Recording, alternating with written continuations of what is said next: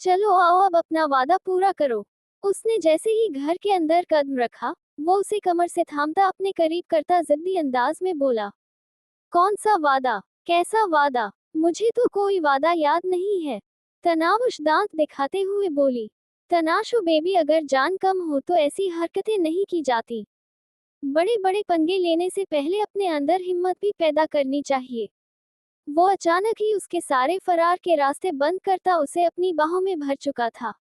मुझे भूख लगी हुई है। हर वक्त आपका रोमांस खाने से मेरा पेट नहीं भरता। वो उसकी बाहों से आजाद होने के लिए जद्दोजहद कर रही थी। लेकिन मेरा पेट तो रोमांस करने से ही भरता है। उसके होठों पर जानदार बोसा देते वो उसे अपने कंधे पर उठा चुका था। गांव वालों बचाओ मुझे, ये आदमी मुझे लेकर जा रहा है। वो उसकी पीठ पर गुदगुदी करते हुए ड्रामाई अंदाज में बोली, कोई माँ का लाल बचा नहीं पाएगा। ये आदमी तो अपना मतलब पूरा करके ही पीछे हटेगा। वो उसे बेड पर फेंकता उसके दोनों हाथों को कैद करता उसके चेहरे पर झुक गया। आप काम पर जाए ना वापस। ये फिल्म वाले क्या आपको कुछ कहते नहीं हैं? ये कैसी नौकरी है? मुझे ये नौकरी बिल्कुल भी पसंद नहीं। जब दिल चाहा घर आ जाओ। जब दिल चाहा मासूम बीवी पर तशद्दुद करो। अपनी गर्दन पर जगह जगह उसके होठों का लम्स महसूस करती वो उसे पीछे करने की कोशिश में नाकाम हो चुकी थी। बस ऐसी ही है मेरी नौकरी डार्लिंग। अपनी मर्जी से जीते हैं। अब अगर तुम चाहती हो कि तुम्हारी जान जल्दी छूट जाए तो खामोशी से पड़ी रहो। वो उसे पूरी तरह खुद में कैद करता बेबस कर चुका था। अब अगर वो ना भी कहता तो उसने कौन सा उसका कुछ उखाड़ लेना था। वो अपनी ही सोचों में गुम थी जब वो नहाकर वॉशरूम से निकला। इतने तेज बुखार में नहाता कौन है? आपको आराम करना चाहिए था। सुबह भी नहाकर गए हैं। आप बार बार नहाने से बुखार उतरेगा नहीं बल्कि और तेज होगा। वो उसे देखते हुए काफी सख्ती से बोली थी और फिर खुद ही उठकर अलमारी से उसके लिए टॉवल निकाल कर देने लगी। अब बेहतर हूँ मैं। बुखार उतर गया है मेरा। तुमने झटका ही ऐसा दिया है। बुखार तो क्या, बुखार का अब्बा भी उतर जाए। वो मुस्कुराकर कहता अचानक उसके चेहरे पर झुककर अपना हक इस्तेमाल करता उसके होठों पर बोसा दे चुका था और अब बेड पर आकर बैठा था। हिम्मत नहीं हो रही। बाल सुखा दो यार मेरे। वो टॉवल उसकी तरफ फेंकते हुए हुक्म दे रहा था, जबकि मायरा अपनी पहली ही बेख्तियारी पर घबराई हुई थी। उसे जरूरत ही क्या थी उससे कुछ कहने की या उठकर उसके लिए टॉवल निकालने की। वो अपनी उस 2.5 महीने वाली आदत से बिल्कुल खुश नहीं थी, जो उसने वारिक को ये यकीन दिलाने के लिए की थी कि वो सब कुछ भुलाकर उसके साथ नई जिंदगी की शुरुआत कर चुकी है। खुद कर ले, मुझसे नहीं होता कुछ भी। और वैसे भी मैं कुछ दिन में यहाँ से चली जाऊंगी, तो आपको खुद ही सब कुछ करना है। वो भी बेड पर आकर बैठते हुए बोली थी, ऐसे ही चली जाओगी? टांगे ना तोड़ दूं तुम्हारी। चली जाऊंगी। घर से बाहर कदम तो निकाल कर देखो फिर देखना। वो टॉवल बेड से उठाकर फिर से उसके हाथ में दे चुका था, जो कि उसने गुस्से से बेड पर फेंका था, और अब सुकून से उसकी गोद में लेटते हुए उसे हुक्म दे रहा था, आप मेरे कपड़े गीले कर रहे हैं। पीछे हटे। वो गुस्से से उसका सर हटाना चाहती थी, लेकिन हकीकत यही थी कि वो बुखार में भी उससे काफी ज्यादा ताकत रखता था। इतना आसान तो हरगिज ना था उसके लिए उसे खुद से दूर करना। वो मजे से आंखें बंद कर चुका था, जबकि ना चाहते हुए भी वो उसके गीले बालों को सुखाने लग गई। ताशफीन, मुझे ना आपसे बात करनी थी। वो जल्दी जल्दी फ्रेश होता वापस जाने वाला था। वापस आकर बात करता हूँ जानम। बहुत लेट कर दिया तुमने। वो उसके होठों को चूमता भागने की तैयारियों में था।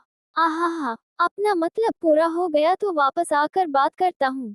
वो उसकी शर्ट पहने कमर पर हाथ रखे लड़ाका स्टाइल में बोली तो ताशफीन की हंसी निकल गई। जानो, मेरा मतलब पूरा कदर हुआ है। ये मतलब तो हमेशा साथ रहेगा। लेकिन तुम्हारी किसी अनरोमांटिक बात के लिए टाइम नहीं है। अगर तुम कोई रोमांटिक बात करना चाहो तो बंदा हाजिर है। वो दिलकशी से बोला, कोई रोमांटिक बात नहीं करनी मुझे। आपसे बस आपको ये बताना है कि आपका कोई जानने वाला आज मेरे कॉलेज में आया था और कह रहा था कि उसे मुझे आपके बारे में कोई बात बतानी है। लेकिन अचानक वहां दानियाल आ गया। हाय अल्लाह, आप तो दानियाल को जानते ही नहीं होंगे। दानियाल हमारी फुप्पो का बेटा। अरे फुप्पो ज़ैनब हमारी इकलौती और प्यारी फुप्पो। उनका बेटा दानियाल भी मेरे कॉलेज में पढ़ता है। उसने मुझसे कहा कि मैं इस तरह किसी से बात नहीं कर सकती। बड़ा अजीब आदमी था, मुझसे बात कर रहा था। लेकिन जब दानियाल वहां आया तब भाग गया। लेकिन वो आपको तैश कह रहा था, बिल्कुल रोज मैम की तरह। वो अपनी बात मुकम्मल करते हुए उसे देखने लग गई थी। दानियाल के नाम पर उसने ज्यादा रिस्पॉन्स नहीं दिया था। शायद वो जानता था कि वो तनावुश से बात करने की कोशिश जरूर करेगा। जबकि सोच उसकी ये थी कि आखिर ऐसा कौन सा इंसान हो सकता है जो तनावुश से बात करने के लिए उसके कॉलेज में पहुंच जाए, और वो भी उसके ऑफिस में से। कोई उसकी शादी के बारे में तो सिर्फ रोज को ही पता था, या फिर शायद क्रिस्टन और रॉबिन को। तो क्या रॉबिन उसके कॉलेज में आया था? तुम्हें किसी से बात करने की जरूरत नहीं है इस तरह से। अगर कोई तुम्हें पुकारे या बात करने की कोशिश करे तो उसे पूरी तरह से इग्नोर कर दिया करो। मेरा कोई भी जानने वाला सीधा मेरे पास आएगा, तुम्हारे पास नहीं। वो प्यार से उसके चेहरे को अपने हाथों में भरे हुए बोला था। और वो दानियाल से भी जरा दूर ही रहो। तुम्हें पता है कि उसके साथ मेरा क्या रिश्ता है। मुझे ऐसा कोई रिश्ता नहीं निभाना। उसके साथ आपका जो रिश्ता है वही मेरे साथ भी है। यानी वो हमारी प्यारी फुप्पो ज़ैनब का बेटा है। और वो कॉलेज में मेरी बहुत मदद करता है। मुझे कोई भी मसला हो तो फौरन आ जाता है। वो बहुत अच्छा है ताशफीन। वो आपसे बहुत प्यार करता है। वो उसका हाथ थामते हुए समझाने वाले अंदाज में बोली थी, जबकि ताशफीन ने आहिस्ता से अपना हाथ उसके हाथ से निकाला था। जानता हूँ, तुम अपना ख्याल रखना। दरवाजा बंद करो। वो बस इतना जवाब देता दोबारा अपने काम पर चला गया था। जबकि उसका यूं जानता हूँ कहना तनावुश को खुश कर गया था। कहीं तो कोई उम्मीद नजर आई थी ताशफीन को उसके रिश्तों के करीब ले जाने की। मैं जानता हूँ तुम मेरी किसी बात पर यकीन नहीं करोगी मायरा, लेकिन मैं फिर भी तुमसे कहना चाहता हूँ, बदर खान तुम्हें इस्तेमाल कर रहा है। इस सारे खेल का मास्टरमाइंड वही है। वो आहिस्ता से बोला था, जबकि मायरा कुछ कहना चाहती थी, लेकिन उसने उसे बोलने का मौका नहीं दिया। तुम्हें एक बार सारी बात सुनी पड़ेगी, ताकि तुम पूरी तरह हकीकत से वाकिफ हो जाओ। कौन सी हकीकत? क्या हकीकत बताएं मुझे, जानना चाहती हूँ मैं। सुनाए मुझे वो कहानी जो इब्राहिम ने मुझे सुनाने के लिए तैयार की है। आपको लगता है कि बदर खान मास्टरमाइंड है, लेकिन हकीकत कुछ और है। हकीकत ये है कि ये सारा गेम इब्राहिम साहब खेल रहे हैं। आपको मुझ जैसी लड़की कभी पसंद नहीं थी ना, और ना ही आप कभी मुझ जैसी लड़की से शादी करते, क्योंकि मेरी ड्रेसिंग, मेरी आज़ाद ख्याल, मेरा लाइफस्टाइल कभी भी आपके में यार पर पूरा नहीं उतरता था। आपके हिसाब से मैं एक घटिया नीच कैरेक्टर की लड़की हूँ, जिसका अफेयर आपके कजिन ब्रदर से चल रहा है। लेकिन फिर भी इब्राहिम ने आपको मजबूर कर दिया मुझसे शादी करने पर, और फिर इस रिश्ते को निभाने पर भी आपको मजबूर किया गया। क्यों? ताकि मैं आपसे तलाक का मुतालबा ना करूं, और वो मेरे बाबा की जायदाद पर कब्जा कर सके। क्योंकि अगर मैं सारी जिंदगी आपके साथ रहूंगी तो मेरी जायदाद भी तो आपकी ही होगी। मैं जानती थी। बाबा ने ये शर्त रखी थी मेरी प्रॉपर्टी मुझे देने की, कि अगर मैं आपसे शादी करूंगी तभी वो प्रॉपर्टी मेरे नाम होगी। बदर चाचू ने मेरा हक मुझे दिलवाने के लिए मेरी आपसे शादी कराई थी, और उन्होंने मुझसे वादा किया था कि 3 महीने के अंदर अंदर वो आपसे मेरी तलाक करवा देंगे। लेकिन इब्राहिम ने बाबा की प्रॉपर्टी के पेपर्स में चेंजिंग कराई है। उन्होंने मेरी खुलाही बीच से निकलवा दी, ताकि मैं आपसे तलाक का मुतालबा ना कर सकूं। वो पूरी तरह से बदगुमान थी। वारिक ने उसकी सारी बातों को बहुत गौर से सुना था, ताकि वो समझ सके कि बदर खान ने किस हद तक उसका ब्रेन वॉश किया हुआ है। तुम्हारे बाबा और मेरे बाबा के साथ चाचू और चाची का कत्ल एक प्लानिंग थी मायरा। और ये प्लानिंग तुम्हारे चाचा बदर खान और जाइना तहमीना बेगम की थी। बाबा को इसके बारे में पता तो चल गया, लेकिन वो कोई सबूत पेश ना कर सके, जिसकी वजह से उन्होंने फौरन जाइना को तलाक दे दी, क्योंकि अपने भाइयों के कातिल को वो अपने निकाह में नहीं रखना चाहते थे। बाबा ने ताशफीन की कस्टडी के लिए जाइना पर केस किया, जो वो जीत गई थी, क्योंकि ताशफीन की उम्र उस वक्त सिर्फ 6 साल थी। इसी दौरान मनसा आंटी तुम्हें लेकर हमेशा के लिए न्यूयॉर्क चली गई। बाबा जानते थे वो औरत ताशफीन का ख्याल कभी नहीं रख सकती। इसीलिए उन्होंने मनसा आंटी को ये जिम्मेदारी दी थी कि वो औरत बेशक ताशफीन को नजरअंदाज कर दे, लेकिन मनसा आंटी उसका ख्याल रखे। बाबा और मैं ये बात हमेशा से जानते थे कि ताशफीन और तुम एक ही स्कूल में पढ़ते हो, और फिर बाद में तुम दोनों ने एक साथ हाई स्कूल ज्वाइन किया था, और वहां पर भी सिर्फ तुम दोनों ही एक दूसरे के दोस्त थे। ताशफीन 12 साल का था जब अदालत ने उसे बाबा के साथ जाने की इजाजत दे दी, लेकिन सिर्फ 1 महीने के लिए। यहाँ आते ही बाबा ने ताशफीन का निकाह तनावुश से करवा दिया था, लेकिन ये बात जाइना को हरगिज पसंद नहीं आई थी। वो ताशफीन के वापस जाते ही तलाक कराना चाहती थी, लेकिन ऐसा ना हो सका, क्योंकि जाइना अपनी शादीशुदा जिंदगी में मसरूफ होने लगी थी। उसके पास ताशफीन के लिए वक्त ही नहीं रहा था। इस दौरान ताशफीन की सिर्फ एक दोस्त थी, जो कि मनसा आंटी की बेटी थी। जिस तरह हम ताशफीन की हर हरकत पर नजर रखते थे, उसके बारे में सब कुछ जानने की कोशिश करते थे, बिल्कुल उसी तरह मनसा आंटी से भी हमारा राबता था, और वही हमें ताशफीन के बारे में बताती थी। वो अक्सर तुम्हारे घर जाया करता था। तुम लोग किसी तीसरे से दोस्ती नहीं करते थे। तो जब ताशफीन ने कहा कि वो तनावुश को तलाक देना चाहता है, क्योंकि वो किसी और लड़की से मोहब्बत करता है, तो हमें इस बात पर यकीन आ गया था, क्योंकि ताशफीन सिवाय तुम्हारे और किसी लड़की में इंटरेस्ट नहीं लेता था। सबको यही लगा कि बचपन का साथ है, मोहब्बत में बदल गया होगा। उसने कहा कि उसका अफेयर मायरा नामी लड़की से चल रहा है, और वो उसी से शादी करेगा। तो क्या हम समझ नहीं सकते थे कि वो मायरा तुम ही हो? हाँ, मैं जानता हूँ। मैंने इन सब बातों पर बहुत जल्दी यकीन कर लिया। मुझे ऐसा नहीं करना चाहिए था, लेकिन मुझे ताशफीन से ज्यादा तुम पर अफसोस हो रहा था, क्योंकि तुम बचपन से जानती थी कि तुम मेरी मंगेतर हो। तुम्हारा किसी और लड़के से प्यार करना बनता ही कहाँ था। मैं हमेशा से तुम पर नजर रखे हुए था।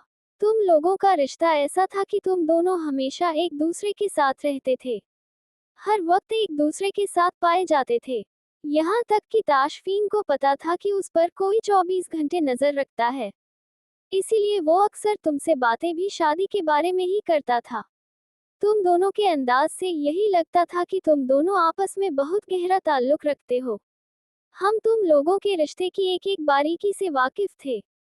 हम जानते थे कि तुम लोग शायद एक दूसरे में इंटरेस्टेड हो, लेकिन तुम लोगों का रिश्ता किसी गलत ट्रैक की तरफ नहीं गया। और ऐसे में दूसरी तरफ तनावुश थी, जिसने बचपन से सिर्फ ताशफीन को चाहा था। छोटी सी उम्र में अपने माँ बाप को खोकर उसने बस एक ही शख्स को अपना सब कुछ मान लिया था। वो किसी से अपने दुख शेयर तक नहीं करती थी। उसके लिए उसका सब कुछ ताशफीन ही था। वो ताशफीन से मोहब्बत करती थी, और उसकी मोहब्बत को देखते हुए ही हमने फैसला किया था कि हम उसे ताशफीन के पास भेज देंगे। ऐसे में ताशफीन को अपने घर के लोन की किस्त भरने के लिए पैसों की जरूरत थी, जो वो भर नहीं पा रहा था। उसने पहली दफा बाबा को फोन करके पैसे मांगे थे।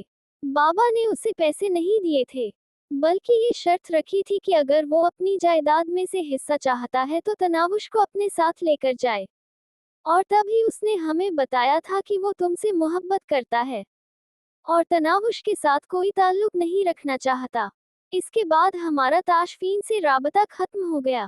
ताशफीन ने 1 साल तक हमसे राबता नहीं किया था, और 1 साल बाद बाबा ने उसके सामने शर्त रखी थी कि सिर्फ 6 महीने तक वो तनावुश को अपने साथ रखे।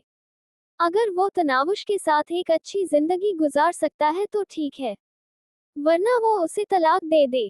वो उसे उसकी जायदाद में से हिस्सा दे देंगे। और इस शर्त के साथ वो पाकिस्तान आया था, लेकिन हमें यकीन था कि तनावुश उसे किसी भी तरह खुद से मोहब्बत करने पर मजबूर कर देगी। वो है ही इतनी प्यारी, कौन कम बख्त होगा जो उससे प्यार नहीं करेगा। हमें यकीन था कि वो जल्द ही एक दूसरे के साथ अच्छी जिंदगी शुरू करेंगे, और वैसा ही हुआ। सब कुछ ठीक हो रहा था जब हमें बदर खान के साथ तुम्हारी मुलाकातों का पता चला। हमें डर था कि बदर खान तुम्हें कोई नुकसान ना पहुंचाए, क्योंकि तुम्हारे मरने के बाद मूसा खान की सारी ना सही मगर आधी प्रॉपर्टी का मालिक बदर खान बन सकता है। लेकिन हमें अंदाजा नहीं था कि बदर सारी प्रॉपर्टी पर कब्जा जमाने के बारे में सोच रहा है। वो अभी बोल ही रहा था जब अचानक सदफ चाय लेकर अंदर दाखिल हुई। बाकी की बातें मैं तुम्हें बाद में बताऊंगा, अभी इसे भेज दूं यहाँ से। वो उसकी गोद से सर उठाते हुए बोला, जबकि मायरा उसे ही घूर रही थी। सदफ बाजी, ये दरवाजा खोलकर अंदर आने के लिए ही नहीं बल्कि खटखटाकर इजाजत मांगने के लिए भी लगाया गया है। वो अपना सारा गुस्सा सदफ पर काफी बदतमीजी से निकालने लगी। वो मैं चाय लेकर आई थी। उसे इतना गुस्से में देखकर सदफ सचमुच में बकझक गई थी। किसी ने मांगी आपसे चाय? किसी ने कहा कि इस कमरे में चाय लेकर जाएं? तो फिर क्यों आप अपनी खिदमत पेश करने के लिए आ गई हैं? वारिक को चाय की जरूरत है। उन्हें रात से बुखार और सर में शदीद दर्द है। अभी भी उनकी तबीयत ठीक नहीं लग रही। सदफ ने समझाना चाहा। ये मेरे शौहर हैं सदफ बाजी। उन्हें अगर किसी चीज की जरूरत हुई तो मैं हूँ उनके पास उन्हें देने के लिए। वो उसे घूरते हुए गुस्से से बोली। अच्छा मगर ये। वो कप उसे देते हुए बोली। नहीं चाहिए, उसने गुस्से से घूरते हुए कहा था, जबकि वारिक के होठों पर गहरी मुस्कुराहट आ गई। तुम्हारे लिए नहीं है। अब सदफ को भी गुस्सा आ गया था। मेरे शौहर सिर्फ मेरे हाथ की चाय पीना पसंद करते हैं सदफ बाजी। मुझे यकीन है आप आइंदा जहमत नहीं करेगी, और अगर आपने जहमत की ना तो आपके हक में बिल्कुल अच्छा नहीं होगा। वो कप उसके हाथ से पकड़ती उसे दूसरी तरफ फेंक चुकी थी, जबकि इस दफा सदफ को शर्मा ही गई थी। वो पैर पटकती गुस्से से कमरे से निकल गई, जबकि मायरा पैर पटकती एक नजर वारिक को घूरती वॉशरूम में बंद हो गई थी। जैसे सारा कसूर वारिक का ही हो, लेकिन उसे अपनी ये दबंग बीवी का स्टाइल बहुत पसंद था। रुको प्लीज, मुझे तुमसे बात करनी है। वो तकरीबन भागता हुआ उसके पास आया था। लेकिन मुझे आपसे कोई बात नहीं करनी। प्लीज आप मुझे तंग ना करें। आप कल भी कुछ कहना चाहते थे मेरे शौहर के बारे में, लेकिन मुझे कुछ नहीं सुनना, क्योंकि मेरे शौहर ने मना किया है इस तरह किसी से भी बात करने के लिए। वो भागता हुआ उसके पीछे आया तो उसने फौरन ही रुककर उसे पूरी बात बता दी। वो फजूल में अपनी वजह से किसी को परेशान नहीं करना चाहती थी, लेकिन तुम्हें मेरी बात सुननी चाहिए। मैं बहुत जरूरी बात करने वाला हूँ तुमसे। वो उसे जाने नहीं देना चाहता था। आज तो उसे मौका मिला था उसे सब कुछ बताने का। कहीं फिर से वो कल वाला लड़का ना आ जाए। उसे इससे पहले पहले ताशफीन की हकीकत उसे बतानी थी। मुझे नहीं सुनना कुछ भी। मेरी क्लास है, मुझे जाना चाहिए। वो कहकर आगे बढ़ने लगी थी, जब वो एक बार फिर से उसके रास्ते में हाइल हो गया। तुम ऐसे नहीं जा सकती, तुम्हें मेरी बात सुननी पड़ेगी। वो जिद पर अड़ गया था। ये क्या तरीका है? मुझे जाना है। एक तो वो इंग्लिश में बात नहीं कर पा रही थी, और ऊपर से ये बंदा उसे तंग करने लग गया था। तुम्हारा हस्बैंड तुम्हें धोखा दे रहा है। वो किसी और के साथ अफेयर भी चला रहा है, और उसने तुमसे शादी भी कर रखी है। वो एक नंबर का फ्रॉड है। तुम्हें अगर मुझ पर यकीन नहीं है तो ये देख लो। उसने अपने फोन पर उसे कुछ दिखाना चाहा था, लेकिन इससे पहले ही उसने एक हाथ घुमाकर उसके मुंह पर दे मारा था। Shut up, you just shut up. तुम्हारी हिम्मत कैसे हुई मेरे शौहर के खिलाफ एक लफ्ज भी बोलने की? तुम्हें क्या लगा मैं बेवकूफ हूँ जो तुम्हारी बातों में आ जाऊंगी? नहीं, हरगिज नहीं, ऐसा सोचना भी मत। वो बहुत गुस्से से बोल रही थी। उसका बस नहीं चल रहा था कि सामने खड़े आदमी को शूट कर दे, जो उसके सामने उसके शौहर के बारे में बकवास कर रहा था। देखो, मेरी बात का यकीन करो, मैं सच बोल रहा हूँ। तुम्हारा शौहर तुम्हें धोखा दे रहा है। उसने और अफेयर चला के रखा है, रोज के साथ और क्रिस्टन के साथ भी। वहाँ वो उनके साथ मजे कर रहा है, और यहाँ वो तुम्हें भी पागल बना रहा है। मेरी बात का यकीन करो। वो थप्पड़ खाकर भी पीछे ना हटा था, जब अचानक किसी ने उसे गरेबान से पकड़कर पीछे की तरफ खींचा था, और अगले ही लम्हे एक जोरदार मुक्का उसके मुंह पर दे मारा। वो दूर जाकर जमीन पर गिरा था। तुम्हारी हिम्मत कैसे हुई मेरी बहन को तंग करने की? वो डैनी ने आगे पीछे देखे बगैर ही उसकी मरम्मत शुरू कर दी थी, जबकि तनावुश ने आगे बढ़ना चाहा था, लेकिन उसने इशारे से उसे अंदर की तरफ जाने के लिए कह दिया। उसके गुस्से ने उसे अच्छा खासा डरा दिया था। वो बिना कुछ बोले तेजी से अपनी क्लासरूम की तरफ चली गई थी। अब तो ये बंदा डैनी के हवाले था। वो तो मजीद उससे इसके बारे में कोई बात ही नहीं करना चाहती थी। हाँ, लेकिन उसे डैनी के इतने गुस्से से डर जरूर लगा था। क्या मसला है डैनी? क्यों बार बार मुझे फोन कर रहे हो? उसने फोन उठाकर चिल्लाते हुए कहा था। ये 5वीं दफा उसका फोन आया था, इसीलिए वो अपने मीटिंग रूम से बाहर निकलकर उससे पूछने लगा था। उसका कोई इरादा ना था उसका फोन उठाने का, और ना ही वो कभी उसका फोन उठाता था। लेकिन डैनी की एक आदत थी, वो बिना किसी जरूरी काम के उसे तंग नहीं करता था। और अब तो तनावुश भी उसी के कॉलेज में पढ़ती थी, तो मुमकिन था कि वो तनावुश के बारे में उससे कोई बात करने के लिए उसे फोन कर रहा हो। इसलिए उसने फोन उठाते ही पूछा था, मुझे कोई जरूरी बात नहीं करनी थी भाई। मुझे बस आपको ये बताना था कि आपके ऑफिस में काम करने वाला एक वर्कर, जिसका नाम रॉबिन टेरिसन है, वो इस वक्त हमारे कॉलेज में है। मेरे ख्याल में ये वही बंदा है जो आपकी फिल्म का हीरो है। शायद पिछले दिनों रोज जैक्सन के साथ उसकी काफी खबरें भी वायरल हो रही थी, और यहाँ वो तनावुश से जबरदस्ती बात करने की कोशिश कर रहा था, और आपके बारे में बहुत उल्टी सीधी बातें कर रहा था।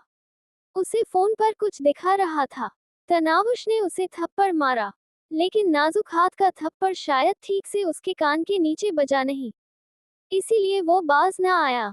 और अब उसकी हड्डी पसली एक करके मैंने उसे कॉलेज के गेट पर फेंक दिया है। हो सकता है मुझे कॉलेज से रस्टिकेट कर दिया जाए, तो बेहतर है कि आप अपनी बीवी को यहाँ से ले जाएं, इससे पहले कि ये रॉबिन आपकी सौतेली फुप्पो बन के तनावुश के आपके खिलाफ कान भर दे। वो एक ही सांस में बोलता चला गया था, जबकि उसकी सारी बातें सुनकर ताशफीन भी अच्छा खासा परेशान हो गया था। तो अब रॉबिन ने ये काम शुरू कर दिए थे। पहले वो क्रिस्टन के साथ मिलकर उसे ब्लैकमेल कर रहा था, और अब वो सीधा तनावुश के कॉलेज पहुंचकर उसे उसके बारे में उल्टी सीधी बातें बता रहा था। उसने डैनी को कुछ नहीं कहा था, सिवाय इसके कि तुम्हें रेस्टिगेट नहीं किया जाएगा, और खुद वो फौरन ही उसके कॉलेज जाने के लिए निकला था। कल तक उसे लगता था कि डैनी उसके लिए खतरा है, ये उसकी शादीशुदा जिंदगी में कोई ना कोई मुसीबत खड़ी कर देगा, या फिर तनावुश को बेफुजूल में तंग करेगा। लेकिन ऐसा नहीं हुआ था। वो उसकी हिफाजत करता था, उसका ख्याल रखता था, और जरूरत के वक्त उसके काम आता था। वो नहीं जानता था कि आखिर रॉबिन के साथ उसकी क्या दुश्मनी है, और वो क्यों तनावुश के पीछे पड़ा हुआ है। उसने अपने सीसीटीवी कैमरा चेक कराए थे। वहां से पता चला था कि रॉबिन उसके घर में भी आया था, और उसकी बिल्डिंग तक भी गया था। इसके बाद तनावुश ने उसे खुद बताया था कि कोई आदमी यहाँ उसके बारे में पूछ रहा था, और फिर वो उसके कॉलेज में भी गया, और आज वो तनावुश से उसके बारे में उल्टी सीधी बातें भी करता रहा। रॉबिन के साथ बज़ाहिर तो वो बिल्कुल नॉर्मल था, हाँ, लेकिन उसकी उल्टी सीधी हरकतों की वजह से वो उसे डांटता बहुत था। लेकिन दोनों में ऐसी कोई बुरी लड़ाई ना हुई थी, जिसकी बिना पर वो उसका घर खराब करने की कोशिश करता। ये तो वो जानता था कि वो उसकी शादीशुदा जिंदगी के बारे में जान चुका है, और शायद वो क्रिस्टन का साथ देने की कोशिश कर रहा हो, या शायद वो क्रिस्टन की तरह उसे ब्लैकमेल करने वाला हो। खैर, जो भी था उसे तो वो देख ही लेगा। लेकिन फिलहाल वो सीधा कॉलेज जाना चाहता था, ताकि पता चल सके कि उसने तनावुश को उसके बारे में क्या क्या उल्टी सीधी पटियां पढ़ाई हैं। उसे यकीन था तनावुश कभी भी किसी गैर आदमी का यकीन नहीं करेगी, इसलिए उसे लेकर उसे कोई ज्यादा परेशानी नहीं थी। लेकिन फिर भी वो जानना चाहता था कि आखिर ये आदमी उसके खिलाफ क्या क्या बातें कर चुका था उसके सामने। और फिर डैनी को रूखा सूखा ही सही, लेकिन थैंक यू भी तो बोलना था। उसने उसकी बीवी का ख्याल रखा था। वो जैसे ही बाइक के पास आया, उसे फोन पर रोज का मैसेज आया था कि तेज तुम कहाँ चले गए। वो बहुत जरूरी मीटिंग छोड़कर जा रहा था, तो यकीनन रोज परेशान हुई होगी। उसने जल्दी से रोज को मैसेज टाइप करके बता दिया था कि वो तनावुश के कॉलेज जा रहा है, वहाँ कोई मसला हो गया है। और इसके बाद उसने रोज के किसी मैसेज को ना तो सीन किया था और ना ही उसका जवाब दिया था। ना जाने रोज को कैसा महसूस हुआ होगा उसकी मीटिंग छोड़कर जाने का, लेकिन उसे परवाह ना थी। उस वक्त वो सिर्फ और सिर्फ अपनी तनावुश के पास जाना था। उसे उसकी फिक्र हो रही थी। ना जाने उस बंदे के मुंह से अपने शौहर के खिलाफ बातें सुनकर उसे कैसा लगा होगा। डैनी ने उसे जितनी बात बताई थी, उसके हिसाब से वो काफी कुछ तो खुद ही समझ गया था, और बाकी सब कुछ उसने वहां जाकर समझना था कि आखिर वहां हुआ क्या था। चलो बाहर आओ, खाना खा लो। बाहर अम्मा 3 दफा तुम्हारा पूछ चुकी हैं। उसने कमरे में कदम रखा तो वो अब तक बेड पर बैठी हुई थी। उसने आते ही काफी सख्ती से कहा था। वो जब से घर वापस आई थी अपने कमरे में बंद थी। थोड़ी देर पहले उसके पास छोटू और अहमद आए थे, लेकिन उसने कह दिया कि उसकी तबीयत ठीक नहीं है, और उसके बात ना करने की वजह से वो दोनों ही उदास से वापस चले गए थे। शायद उसके साथ साथ वो बाकी भी इस घर में किसी से कोई ताल्लुक नहीं रखना चाहती थी, और अगर ऐसा कुछ था भी तो वारिक ने उसे सीधा कर ही देना था। लेकिन उस वक्त सबसे ज्यादा जरूरी उसके खाने का ख्याल रखना था। वो अपनी बीवी को भूखा हरगिज नहीं मरने दे सकता था। मुझे भूख नहीं लगी हुई है, और वैसे भी मैं यहाँ से जाना चाहती हूँ, और अगर मुझे यहाँ इन घर वालों के साथ रहना ही नहीं है, तो उनके साथ मैं खाना क्यों खाऊं? मैं किसी के साथ भी बदमज़गी नहीं करना चाहती, और ना ही मैं अम्मा के साथ बदतमीजी करना चाहती हूँ। तो बेहतर है कि मैं अपने कमरे में ही रहूं। अम्मा के साथ बदतमीजी करो तो सही, तुम मुंह तोड़कर ना रख दूं मैं। और क्या जाने की रट लगा के रखी है। एक बार कह नहीं दिया मैंने कि तुम इस घर से कहीं नहीं जा सकती, तो मतलब तुम यहाँ से कहीं नहीं जा सकती बीबी। ये बात अपने दिमाग में ठीक तरह से बिठा लो। मेरे निकाह में हो तुम। सारी जिंदगी तुम मुझसे आज़ादी हासिल नहीं कर सकती। ये जो तुम्हारे चाचे ने तुम्हारे दिमाग में बात डाली है कि तुम मुझसे खुला लेकर अपने इस चाचे की बातों पर अमल करोगी, तो ऐसा कुछ नहीं होने वाला। तुम्हारे साथ साथ तुम्हारे चाचे की भी टांगे तोड़ के रख दूंगा। और अब अगर उसने अपना साजिशी दिमाग मेरे खानदान वालों के खिलाफ चलाया ना, तो जिंदा जमीन में गाड़ दूंगा उसे, और उसका साथ देने वाली को भी। वो उसे गुस्से से देखता नजरें झुकाने पर मजबूर कर गया था। प्यार से गुस्सा करो, नाराज रहो, नखरे दिखाओ, हर चीज सर आंखों पर।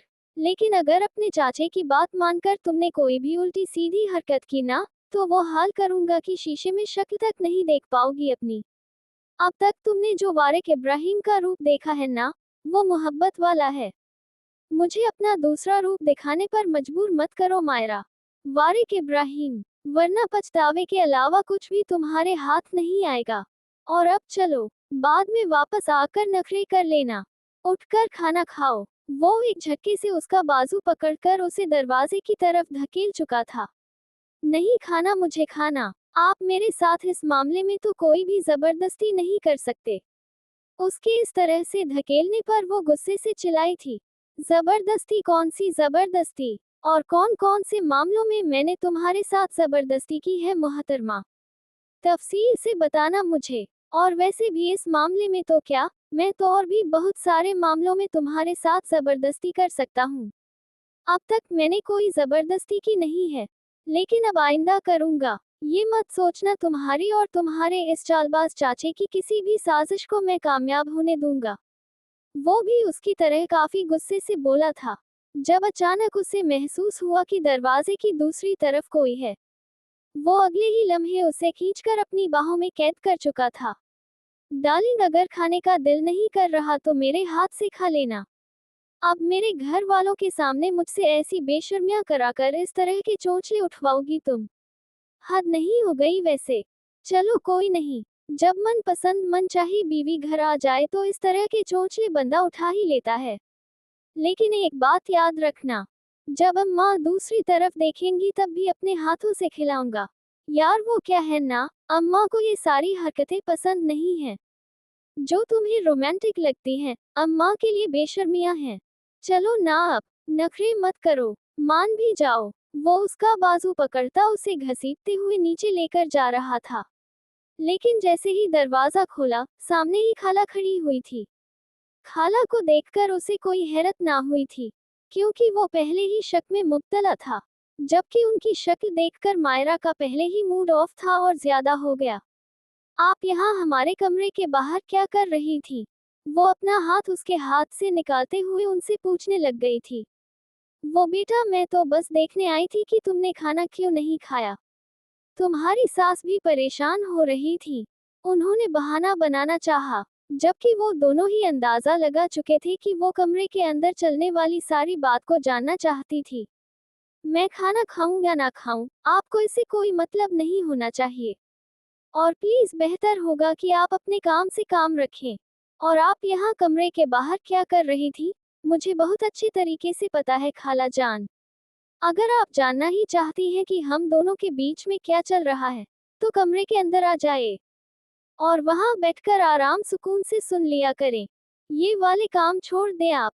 उसने दरवाजे के साथ कान लगाने वाली बात की तरफ इशारा किया और वहां से नीचे चली गई, जबकि वारिक उसके जवाब पर नफी में सर हिलाता उसके पीछे ही निकला था। अल्लाह अल्लाह, कैसी बेशर्म लड़की है। ना बड़ों का लिहाज है ना ही इज्जत का ख्याल। कैसे मुंह फाड़ के कह रही थी कि अंदर आके सुन लिया करो। जैसे मैं तो मरी जा रही हूँ इन दोनों की पर्सनल बातें सुनने के लिए। तौबा तौबा, क्या जमाना आ गया है। आजकल की लड़कियों को तो किसी चीज का होश नहीं है। वो गनगनाती उनके पीछे ही आई थी। आ गई मेरी बच्ची, क्या हो गया था तुझे? तबीयत तो ठीक है तेरी? उसने जैसे ही नीचे कदम रखा, अम्मा तकरीबन भागती हुई उसकी तरफ आई थी। अम्मा की फिक्र देखकर वो एक लम्हे के लिए शर्मिंदा हो गई, जबकि वारिक मुस्कुराता हुआ अपनी कुर्सी संभाल चुका था। हाँ, तबीयत तो ठीक थी मेरी अम्मा, बस ऐसे ही सर में दर्द था और कुछ खाने का दिल नहीं कर रहा था, लेकिन ये मुझे जबरदस्ती नीचे ले आए। उसने गुस्से से वारिक की तरफ देखते हुए कहा, जबकि उसका गुस्सा देखकर अम्मा मुस्कुरा दी थी। मैं जानती हूँ तू नाराज है ना इससे। इसने तुझे शॉपिंग नहीं कराई। तू शॉपिंग करने के लिए सुबह गई थी ना। इस नालायक ने आकर मुझे बताया था। ये तो कुछ समझता ही नहीं है। लड़कियों का दिल कभी भी किसी चीज की भी ख्वाहिश कर सकता है। तेरा दिल कर रहा था शॉपिंग करने का, लेकिन ये तुझे शॉपिंग पर नहीं लेकर गया, इसीलिए गुस्सा है ना तू। तो ये अभी तुझे शॉपिंग पर लेकर जाएगा और तुझे बाहर से खाना भी खिलवाएगा, वो भी अच्छा सा। जब से तुम लोगों की शादी हुई है, तुम लोग कहीं बाहर आते जाते ही नहीं हो। एक दफा आगे मैंने जबरदस्ती भेजा था शॉपिंग पर, और फिर तो तू घर की ही होकर रह गई है। शादी को 2.5 महीने होने को आए हैं, लेकिन मजाल है जो तुम लोग कहीं घूमने फिरने के लिए गए हो। बस इसीलिए मैंने फैसला किया है, मैं तुम लोगों को नारायण कागान भेजूंगी। खूबसूरत नज़ारों में थोड़ा सा वक्त एक दूसरे के साथ गुजारो, ताकि एक दूसरे को ठीक से समझ सको, एक दूसरे को ठीक से जान सको। जब से तुम लोगों की शादी हुई है, तुम लोग तो घर से निकलते ही नहीं। ऐसे तो कहीं नहीं होता। बस ये शादी करते ही अपने कामों पर लग गया है, और तू घर से बाहर निकलती ही नहीं है। नहीं अम्मा, इसकी कोई जरूरत नहीं है। अम्मा के अचानक उन्हें हनीमून पर भेजने के प्लान ने उसे अच्छा खासा परेशान कर दिया था। वो कहाँ उससे दूर जाना चाहती थी, और अम्मा मजीद उन दोनों को करीब करना चाहती थी। अम्मा, उसे जरूरत हो या ना हो, मुझे तो एक हनीमून ट्रिप की जरूरत है। मुझे तो अपनी बीवी की पसंद नापसंद के बारे में कुछ पता ही नहीं। बस उसकी शक्ल देखकर मैं उसके पीछे पागल हो गया और फौरन से शादी कर ली। एक दूसरे को तो हम ठीक से जानते तक नहीं हैं। आपने बिल्कुल अच्छा फैसला किया है। बाबा से बात कर लीजिएगा कि कुछ दिन तक ऑफिस उन्हीं को ही संभालना पड़ेगा। और दूसरी बात, आप क्या कह रही थी कि हम अभी भी बाहर जाकर डेट करें? मेरे ख्याल में ये बेस्ट आइडिया है। इसी बहाने ये मुझसे राजी तो हो जाएगी। सुबह से रूठी हुई है मुझसे। उसने मासूम सी शक्ल बनाकर अम्मा से शिकायत की थी। हाँ तो फिर लेकर जाना उसे। देख क्या रहा है। अम्मा तो उसकी शक्ल देखकर फौरन ही उससे कहने लगी थी, जबकि वो भी अम्मा की बात पर सर खम देता उसका हाथ थामकर उसे बाहर की तरफ ले गया था। वो एहतजाज तक ना कर पाई थी।